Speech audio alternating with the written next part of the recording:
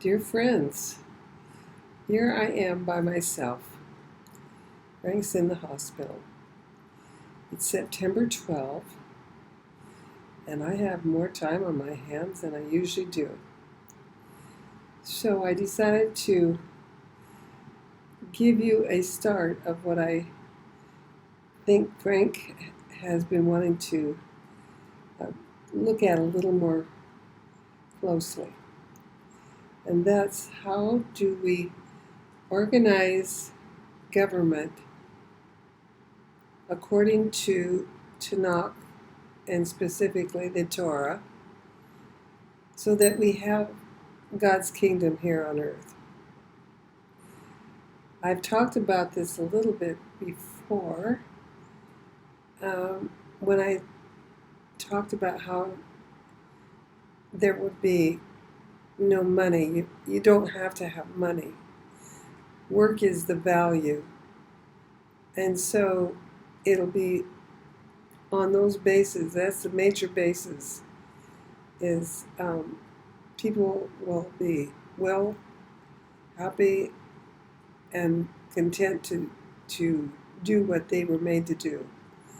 They will understand that God made this earth not for us to just not consider what He had in mind for it, but to work with Him to make it a really nice place. He told Adam to tend the garden. Okay, so we're going to be talking about how do we make this place better than what God gave to us to begin with, or at least maintain it. But we've kind of veered off course quite a bit. And I had tried to share this in groups, and they say, "Oh, that's utopia. It'll never happen. It'll never come." We're talking about something that is not applicable to today.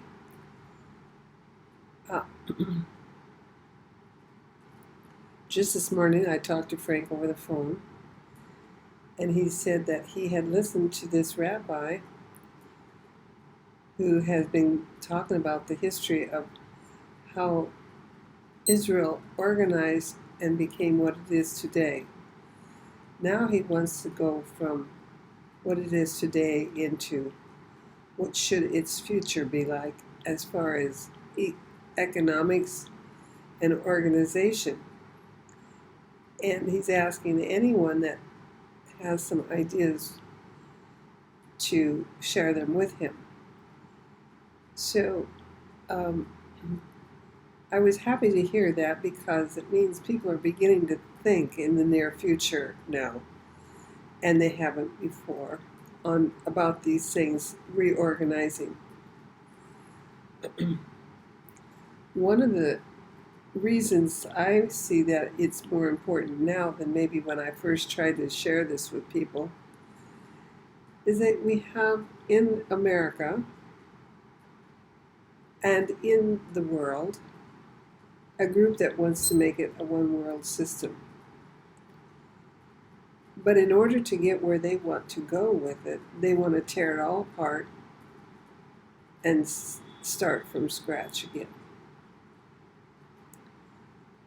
Now, if mankind chooses to do that, God can still pick up the pieces.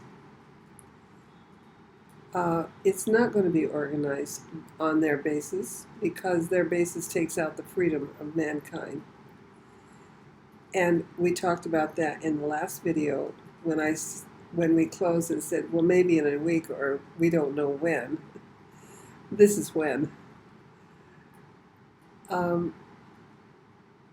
They want to take away all of mankind's freedom except those at the top.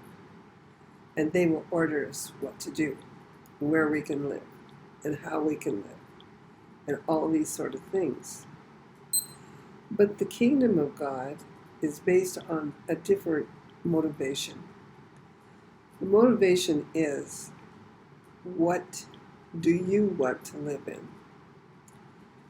So whatever Israel comes up with in the future, only those who want to live here will live here. And there will be 70 nations that will have their ideas of how they want to organize. But many of them will be coming to Jerusalem to learn from the Jew and get ideas here. Then they will apply what is appropriate for their place and how they want to organize. We hope and pray that all of the world will want to organize around the same value system, and I think the Tanakh implies that it will. But there will be uniqueness to each nation, and people will choose to live in the nation that's most suitable for them. So that's a lot different than this one world forum that is forming now at this present time. Because America has been a good force in the world, even though it was not perfect, we didn't encroach upon other nations to try and make them like America, but we did try to set them free to choose to become the nation they wanted to become. So there was a lot of goodness and ideas from America that would fit into this new economic system that will eventually arise. And God could do it right now if we said, no, we're not going to be involved in the one world system. He could start with Israel and America to show the world how it can be organized. America was on its way to becoming this, but they've been railroaded. And what became a good work ethic has now become get as much as you can and have as much fun as you can, because it's all going to be gone at some point. So this is what I wanted to share today, is just an introduction to some of the ideas we're going to share, and ask you to think about. And if you want, you can email Frank or myself and share some of your ideas. I would hope to not see the world collapse into one economic mess and have some of the dire things that are predicted could happen. They don't have to happen. We can choose beforehand. But we're almost running out of that choice in America, because I don't think that when people get a hold of power, that they let go of that very easily. And I think we have a situation like that in America.